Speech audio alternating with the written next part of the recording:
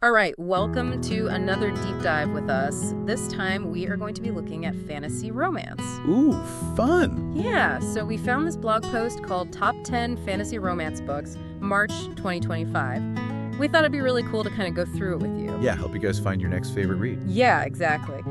So this list spans a really diverse, like a whole bunch of subgenres. It's got kind of like epic adventures to like cozy, slow burn stuff. So there's a lot to talk about. Definitely something for every reader. Yeah. Yeah, matching a book to what you're really in the mood for, I think, is so important. Yeah, definitely.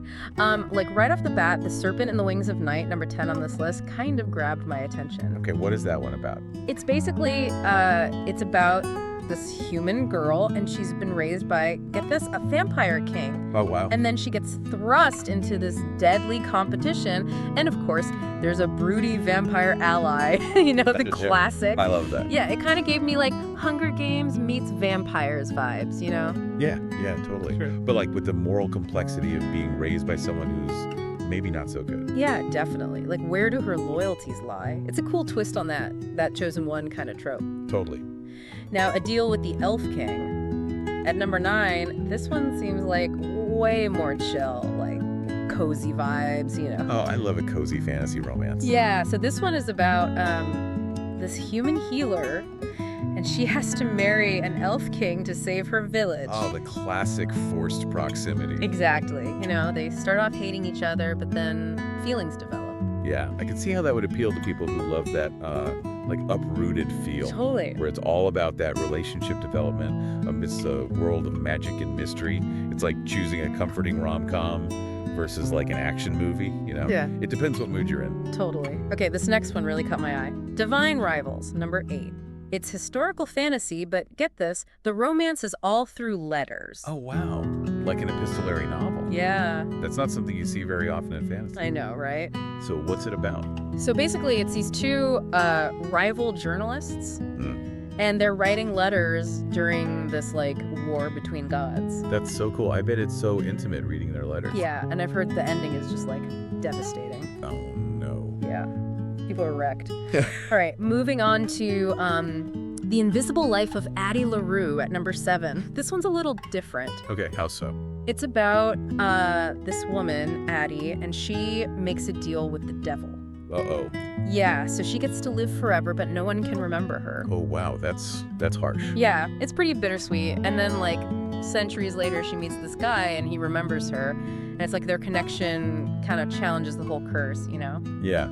I feel like that one would be more about those themes of, like, longing and legacy rather than a traditional romance. Yeah, for sure. It's definitely not your typical happily ever after. Right. Okay, on to number 6, The Cruel Prince. Now this one's got that classic enemies to lovers thing going on. Okay, I'm intrigued. Tell me more. So it's this human girl, Jude, and she's trying to survive in the High Court of Fairy, which is ruled by this, like, cruel prince, Carden. Ooh, sounds dangerous. Oh, it is. He's, like, super cunning, manipulative, So he's the villain, but you kind of love him. Yeah, exactly. Morally gray, for sure, which is, like, so hot right now. It is. Everyone loves a complex character. Like, no one's all good or all bad. It makes them feel real. Totally. Okay, number 5, we've got Daughter of No Worlds. This one seems a bit more, emotional. Okay, interesting. Yeah, it's about this former slave, Tizana. She's got this crazy, powerful magic, and she teams up with this, like, traumatized warrior to save her homeland. So they're both healing together. Exactly. And they fall in love, but it's very slow burn, Oh, I love a slow burn. Yeah. It's got that found family vibe, too. I feel like that one might appeal to readers who loved Throne of Glass, but maybe wanted, like, more emotional depth. Yeah, I think so. It's not just about the action, it's about the characters and their growth. All right, let's move on to number 4, Kingdom of the Wicked. This one's a bit different. How so? Well, first of all, it's set in 19th century Italy. Oh, wow. Historical fantasy. Yeah, and it involves witches and, wait for it, a demon prince. Okay, I'm listening. And of course, there's a hate-to-love romance between the witch and the prince. Oh, I love that trope. Right. I feel like the setting itself just, like, adds so much to the story. Totally. Like, 19th century Italy was such a time of change. Yeah, and the whole, like, forbidden romance with a demon prince. Come on, that's just good storytelling. It is. All right, number 3, we have the Bridge Kingdom. This one also features a forced marriage situation. Yeah, but it's more about like political intrigue. So this warrior princess, Lara, she has to marry the king of a rival nation to, try to make peace. Oh, okay. But secretly, she's there to spy on him. Oh, wow. Yeah, but then, you guessed it, she starts to fall for him. So it's enemies to lovers, but with a strategic twist. Exactly. I kind of see it as like a court of thorns and roses, but more political. Yeah, I love books with strong female protagonists who can, like, handle romance and political maneuvering at the same time. Me too. It's so empowering.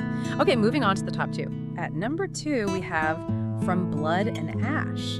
Let's hear it. This one just throws you right into this world of, like, forbidden romance and vampire lore. So the story is about Poppy. She's this young woman who's chosen for this, like, sacred role, and then there's Hawk, her guard, super mysterious, super alluring, and of course, they're not supposed to be together. Forbidden love, gotta love it. I know, and there's this huge twist at the end too, like a cliffhanger. Oh, so it's like high fantasy meets paranormal romance. Yeah, it's got a little bit of everything. And finally, we reach the top spot, A Court of Thorns and Roses. I mean, this one's a classic for a reason. Yeah, it's like the queen of fantasy romance. Totally. So it's a Beauty and the Beast retelling, but set in this world of fae. With all the beauty and the danger and the, The rice sand. Yes, without giving any spoilers, of course. Yeah, we gotta keep it spoiler free. But I mean, he's like the ultimate brooding, morally gray hero. Oh, he is. And Fair, the protagonist, she's awesome too. Yeah, they're just such well-developed characters. And their relationship is just, so good. I know, it's like the slow burn is so worth it. And Sarah J. Maas, the author, she just creates this world that's so immersive. Totally, you just get lost in it. All right, so we've covered a lot of ground here. Vampires, fae, demon princes, journalists writing love letters during a war between gods. It's amazing how much variety there is in this genre. Right, there's something for everyone. And it's so cool how these books use fantasy to explore these really timeless themes of love and loss and, like, finding yourself. Yeah, it's not just about the romance, it's about the journey. But before you guys go running off to buy all these books, we want to dive a little deeper into what makes them so good. So stay tuned for part 2. We'll be back. Okay, so we're back, and I want to talk about magic. Ooh, yeah. Like magic systems in fantasy romance. It's always so cool how it kind of reflects like the characters or the world they're in. Totally, right? like it's not just poof, you have magic. It's like woven into the story. Right, like in Daughter of No Worlds. Remember that one? With the former slave? Yeah, Tisana. Yeah, her magic, it's like tied to her trauma. Right, it's like raw and unpredictable, just like her emotions. Exactly, it's like a metaphor almost. And then you have Kingdom of the Wicked with the witches. Oh yeah, and the demon prince. Right, and their magic, it's like drawn from Italian witchcraft traditions. Yeah, which is so cool because it makes you wonder, like, where does that magic come from? Is it good? Is it bad? Yeah, it adds this whole other layer of moral ambiguity, Totally, especially with that whole hate to love thing going on with the demon prince. Right. Okay, speaking of morally gray characters, can we talk about Jude from The Cruel Prince? Oh yes, she is fierce. She is. Like, she's just trying to survive in this crazy fae world, and she's not afraid to play dirty. Yeah, she's ambitious, she's got goals. Yeah, and she's smart. She's always like 3 steps ahead. And that tension with Carden, it's so good. It is. Okay, The Bridge Kingdom, another one with a really strong female lead. Lara, the warrior princess. Yes, and she has to, play this dangerous game of politics and espionage. Yeah, and romance. Right, but it's like she's in control, she's not just like a pawn. Totally. It's so cool seeing these women who can be both like badass and romantic. It is. Okay, From Blood and Ash, this book just keeps getting better and better. It's so hyped. Right, and it totally lives up to it. I mean, forbidden romance, vampires, a hidden world, that twist ending. It's got it all. Yeah, and a hawk, that mysterious guard, come on. I know.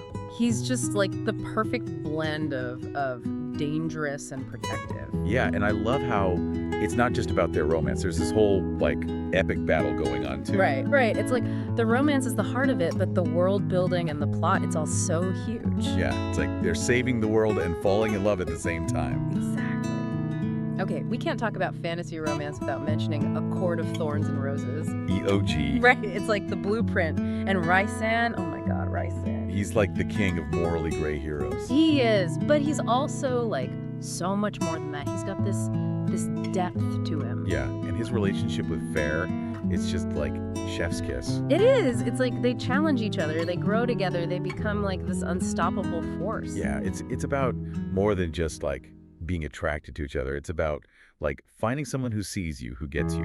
Totally. Okay, so we've talked about all these amazing books, but I think it's important to note, like, they all kind of flip the script a little bit. What do you mean? Like, they take these tropes, these classic elements of romance, and they do something different with them. Yeah, I see what you mean. Like, it's not just like the same old story over and over again. Right. They subvert your expectations. They make you think. And they do it in a way that's like still so entertaining. Exactly. Okay, but before we get too lost in the characters and the romance, we got to talk about the settings. Oh yeah, world building is like so important in fantasy. It is, and in these books, it's like the setting is a character itself. It's so immersive, so detailed. Right, like you can practically smell the air, feel the ground beneath your feet. Exactly. So let's dive into that a little bit, shall we? All right, welcome back to our deep dive into fantasy romance. Oh. So last time we were talking about how important the world building is in these books. Right, it's not just about the characters and the plot, but the setting itself can be so captivating. Totally.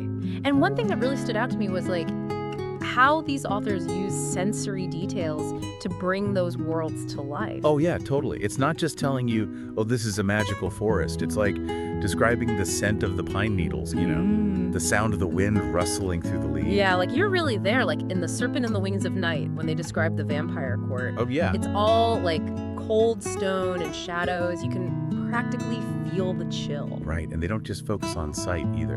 They bring in all the senses. Yeah, like the feasts in A Court of Thorns and Roses. Oh my God, yes. All those descriptions of like exotic foods and wines. It's like you can taste the magic. Exactly. It's a full sensory experience, which makes it so immersive. And A Court of Thorns and Roses, like Prythian itself, the land of the Fae, it's just so well developed. Each court has its own unique feel, its own type of magic.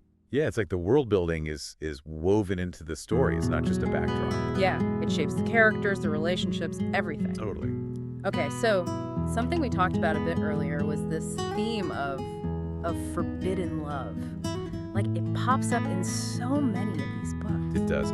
Human falling for a vampire, with a demon prince, a maiden, and her forbidden guard. It's like, there's just something so compelling about love that breaks the rules. Right, like it taps into this desire to rebel, to challenge expectations. And it's often tied to these bigger themes too, like personal freedom, fighting for what you believe in. Definitely. And in these fantasy worlds where anything is possible, those forbidden romances become even more intense. Oh, for sure. The stakes are higher, the risks are greater. But the rewards, if they can make it work, oh, they're so much sweeter. Okay, before we wrap up, I wanted to touch on something that might be a little intimidating for new readers.